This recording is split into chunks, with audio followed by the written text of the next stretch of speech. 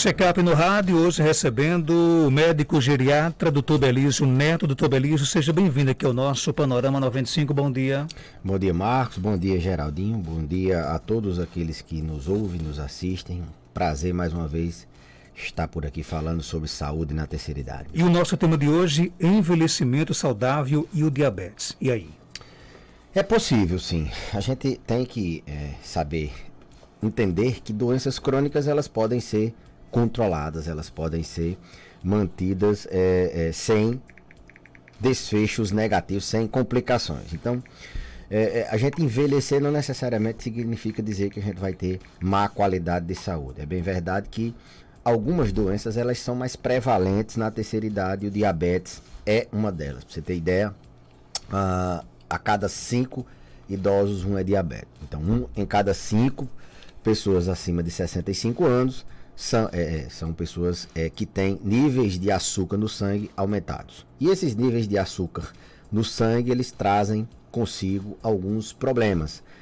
Se eles estiverem controlados, esses níveis de açúcar, esses problemas serão minimizados, serão postergados ou mesmo eles não vão acontecer. Então, é possível sim envelhecer com saúde, mesmo com diabetes. Mas a ideia é que a gente previna a doença, previna que ela se agrave, previna que ela traga as complicações. O próprio nível de açúcar no sangue aumentado, e isso em virtude de herança genética, tem um fator genético bem importante para que a gente possa desenvolver diabetes. Um dos fatores de riscos mais importantes é a genética. Alguém que tem na família diabetes, o risco dessa pessoa ter é maior do que quem não tem o traço familiar dos níveis de açúcar no sangue aumentados.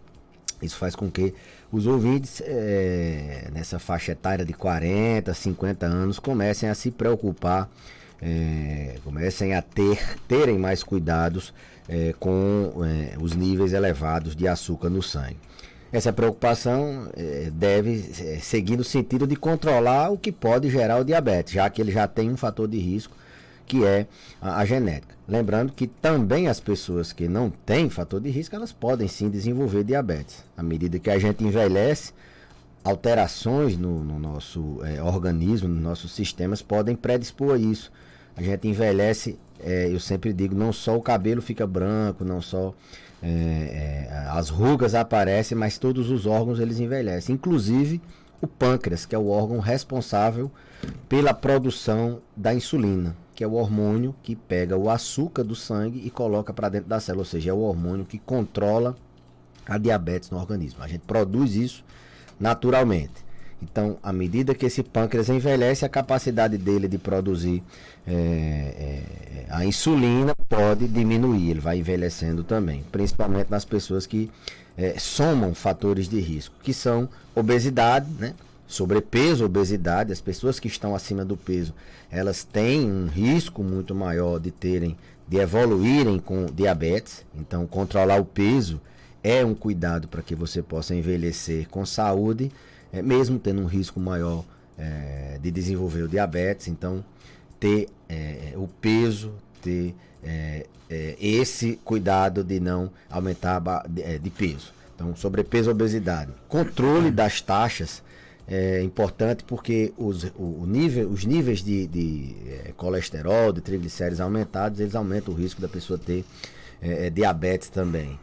Um outro fator de risco é a inatividade física, o sedentarismo. Fazer atividade física é fundamental para quem quer envelhecer com saúde, sem diabetes ou com diabetes. Lembrando que as pessoas que têm baixa massa muscular, aquelas que envelhecem com uma perda de massa muscular mais acentuada do que o esperado para a idade, o que a gente chama de sarcopenia, perda de massa com perda de força e perda de função, ela tem algum grau de lentificação da marcha, alguma coisa nesse sentido. Essas pessoas têm um risco maior de diabetes e, consequentemente, o diabetes aumenta o risco dessas pessoas que têm pouco músculo de terem complicações. Por quê? Porque a massa muscular, o músculo ele tem os receptores de insulina. Na verdade, ele tem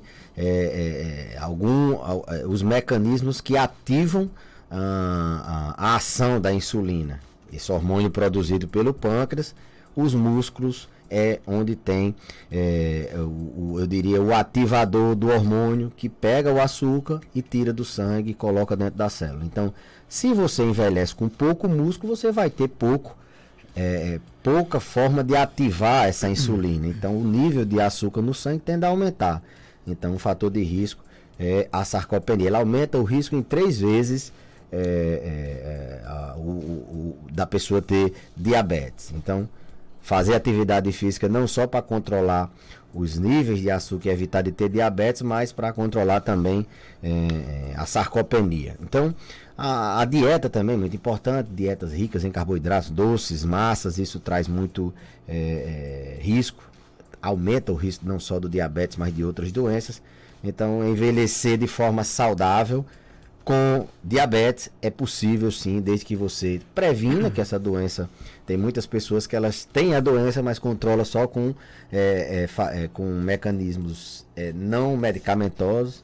Tem muitas pessoas que convivem com diabetes sem ter nenhuma complicação. Eu já falei várias vezes em complicações, e as complicações do diabetes, todos nós devemos saber. São complicações gravíssimas, que elas acontecem ao longo do tempo. À medida que a gente vai passando o tempo, a doença não dá geralmente sintomas, principalmente quando ela está no seu começo. É uma doença silenciosa, esse aqui é o grande risco. E aí, eu sempre digo, é uma navalha, é como se o organismo todo fosse sendo destruído por esses altos níveis de glicose no sangue. Então, acontece infarto, acontece AVC, porque começa a... eu diria, ter uma irritação por dentro das artérias, né, na camada mais interna do vaso. Isso gera risco de entupir, ocluir uma artéria dessa ou sangrar, se for no coração, infarto, se for no cérebro, AVC. O rim começa a ser agredido, o paciente entra em insuficiência renal. Os olhos são acometidos, o paciente que tem diabetes tem muita catarata, tem a retinopatia diabética, uma complicação séria da diabetes. Então, a gente tem que estar atento também na vista. Amputações, quantas pessoas diabéticas não têm seus membros amputados em virtude do diabetes. A glicemia vai deixando o membro mais suscetível a infecções. Quando essa infecção aparece, é mais difícil de cicatrizar, o paciente muitas vezes não tem a dor, e isso gera uma cascata de complicações. Então, prevenir, amputações também são complicações. E aquelas complicações geriátricas, né? Quem é idoso diabético, ele naturalmente toma mais medicamento, e a gente sabe o risco da polifarmácia. Muitos medicamentos geram um risco de reações adversas, geram riscos de outras complicações. Então, há o risco direto na saúde do idoso. Diabetes aumenta o risco de quedas, pelas hipoglicemias, pela interação com outros medicamentos, pelas complicações que ele gera nos membros, de perder a sensibilidade, complicações vasculares. Diabetes gera incontinência urinária, que é uma síndrome geriátrica, a perda de xixi, níveis de glicose aumentados, fazem com que a pessoa urine mais. Dá mais demência. Quem tem diabetes tem um risco maior de ter doença de Alzheimer, tem um risco maior de depressão, risco maior de infarto, risco maior de fragilizar e ficar em cima de uma cama com síndrome de mobilidade. Então, as complicações são gravíssimas. O ouvinte pergunta aqui, além do açúcar, o que mais o diabético deve evitar? Evitar ficar parado, sem fazer atividade física. Eu acredito que ele perguntou na questão da dieta, né? Então, eu fui falar de outras coisas, mas na dieta, açúcar, massas, principalmente as massas industrializadas. Na verdade, todas as massas, elas tendem a ser industrializadas. Alimentação rica, doces, né? Massas, doces, frituras, elas têm um potencial de aumentar o risco de colesterol, e esse colesterol ele se armazena, e armazenando, consequentemente, vai aumentar o risco de diabetes. Então, massas, doces são as principais medidas de se evitar o diabetes, e tudo aquilo que gere sobrepeso. Abraço aqui o nosso amigo Ariolan Fernandes, na escuta aqui do nosso programa. Forte abraço para ele, viu? Doutor Belísio, o ouvinte quer saber o seguinte: por que geralmente a diabetes ela atinge mais a pessoa idosa? Como eu falei, Marcos, ela é uma doença que ela vai, ao longo do tempo, se desenvolvendo. Então, uma pessoa tem uma deficiência na produção da insulina, que é esse hormônio que tira o açúcar do sangue, e isso vai sendo acumulado ao longo do tempo. Então, o envelhecimento ele favorece o desenvolvimento do diabetes, porque ele envelhece o pâncreas, e o pâncreas, ele sendo agredido a longo prazo pela obesidade, sendo agredido por maus hábitos de vida, ele tem uma tendência a produzir, ele entrar em falência. Então, há uma falência ao longo do tempo, não é de uma hora para outra. Isso, diabetes tipo 2, que é o diabetes que acomete os idosos.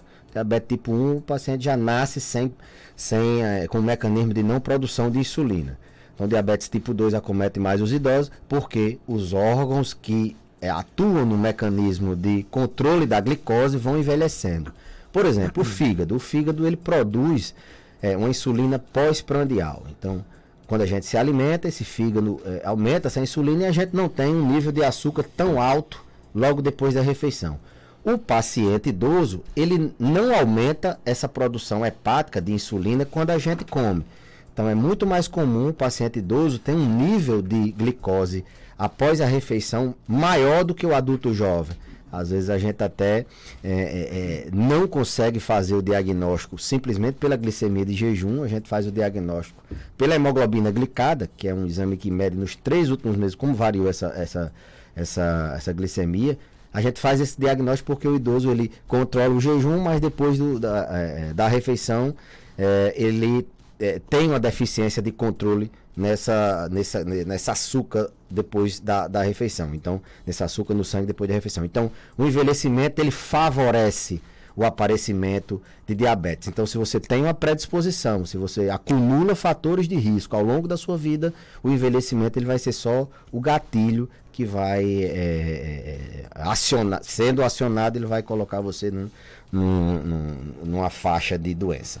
Naquela linha de o que não pode fazer, no caso, você até queria também que saia um pouco dessa questão da alimentação, que é muito importante. Ficar parado jamais. Jamais. Como eu falei, o músculo ele tem uma ação importantíssima no controle da glicose, porque ele tem os receptores GLUT4, que a gente chama, que são os receptores que ativam esse hormônio produzido pelo pâncreas, que vai pegar o açúcar e baixar. Então, se você tem pouco músculo, você vai ter pouca ativação da insulina, logicamente seu açúcar vai ficar aumentado. Não adianta só ter massa em geral, você tem que ter massa muscular também. Então, a atividade física, principalmente a musculação, ela é muito benéfica para controle da glicose. Por isso que a gente sempre orienta, modifique seus hábitos e faça alguma atividade física, exercite seu músculo, que você vai baixar os níveis de glicose. Esse é só um dos mecanismos, na verdade é o principal. Doutor Belísio, minha sogra tem 73 anos, uma diabetes muito alta, está perdendo a força nas pernas. Ela não aceita deixar o açúcar, e agora? É uma das dificuldades que a gente tem num paciente que descobriu a diabetes.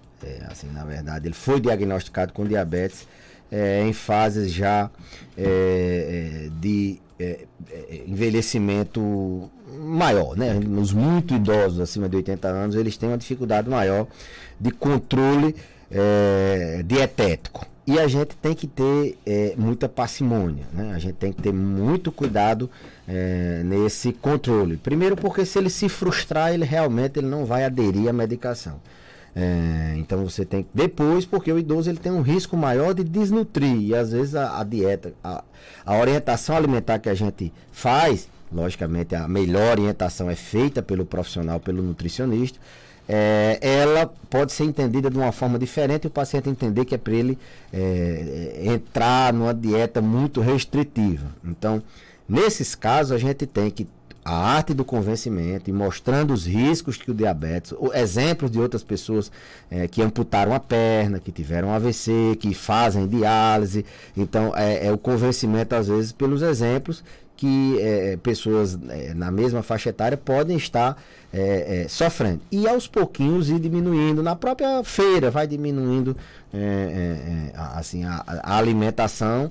Nesses pacientes a gente assim, a gente atua mais com os medicamentos, a gente utiliza mais os medicamentos para controle da glicemia. E aí depois a gente vai tentando convencê-los na dieta também favorecer. Lógico, primeira orientação é modificação dos hábitos, atividade física, dieta, entre os outros, mas nem sempre o paciente adere, a gente faz medicação, e quando ele, mesmo assim, ainda não adere à dieta, mesmo com um profissional nutricionista, que também, na verdade, ele tem a habilidade de tentar convencer o paciente, a gente tenta manter com os medicamentos o controle. O ideal, o objetivo é manter ele sem níveis elevados de açúcar no sangue, para que esses níveis não tragam consequências drásticas a ele. A falta de força que ela tem, muito provavelmente está relacionada já à diabetes, porque a diabetes ela destrói ao longo a inervação periférica. A neuropatia diabética é uma das causas de dor crônica. Paciente diabético, para piorar, ele tem muita dor. Porque eles destroem a inervação, e isso faz com que os músculos não sejam ativados. O nosso músculo é ativado por nervos, então esse nervo destruído não leva o paciente a ter força, e ele tem realmente uma perda de força nas extremidades. Tem mais perguntas chegando, bom dia. Bom dia, Marcos Danta, bom dia aí para o médico e para todos os ouvintes. Marcos, eu gostaria de fazer uma pergunta aí para o médico.